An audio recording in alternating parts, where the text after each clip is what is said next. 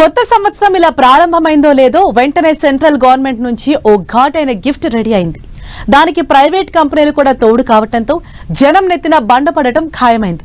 ఇంతకీ ఏంటా ఘాటైన గిఫ్ట్లు అంటారా?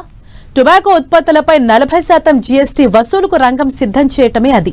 గురువారమే ఇందుకు సంబంధించిన నోటిఫికేషన్ కూడా రిలీజ్ కావటంతో ఇక పొగరాళ్లకి ధరాఘాతం తప్పదు. అలానే ఆటోమొబైల్ కంపెనీలు కార్ల రేట్లను కూడా పెంచేశాయి.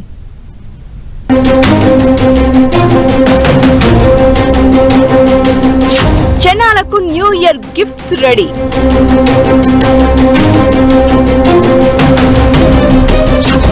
జీఎస్టీ 2.0 అంతా హడావుడే.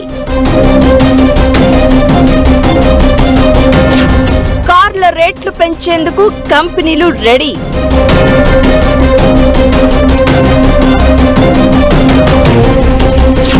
సిగరెట్లు, పాన్ మసాలాలపై బాదుడే బాదుడు.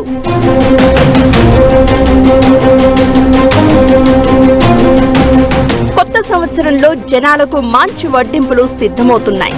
ఇందులో సామాన్యుల నుంచి లగ్జరీ పీపుల్ వరకు అందరిపైన ఈ బాదుడు ఉండనుంది.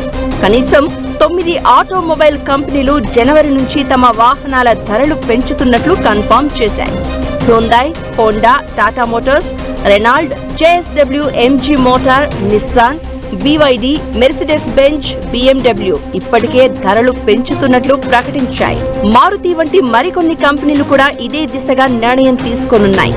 ఇన్పుట్ ఖర్చులు పెరగడం, రూపాయి మారకపు విలువ పడిపోవడమే ఇందుకు కారణమని చెప్తున్నారు. 2025 సెప్టెంబర్లో జీఎస్టీ తగ్గింపు హడావుడితో వాహనాలకు గిరాకీ పెరిగింది.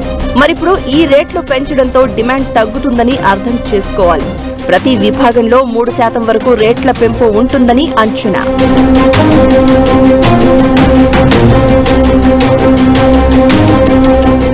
ఇక పబ్లిక్ కి మరో షాక్ ఏమిటంటే పొగాకు ఉత్పత్తులపై అదనపు సుంకం పెంచనుంది.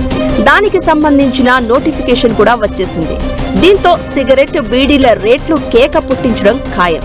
అసలు సోషల్ మీడియాలో కొన్ని రోజుల నుంచి ఒక్కో సిగరెట్ రేటు 72 అవుతుందంటూ ప్రచారం జరుగుతోంది. ఇప్పుడు మరి పెరిగే రేట్లు ఆ స్థాయిలో ఉంటాయా అనేది కొన్ని రోజుల్లోనే తేలనుంది. ఫిబ్రవరి 1 నుంచి సిగరెట్లు, పొగాకు సంబంధిత ఉత్పత్తులపై 40% జీఎస్టీ అమలు కానుంది. ఇప్పటిదాకా ఇది 28% ఉండేది. బీడీలపై మాత్రం జీఎస్టీ రేటు 18%గా కొనసాగుతోంది. జీఎస్టీతో పాటు పాన్ మసాలాలపై health and national security cess విధించనున్నారు.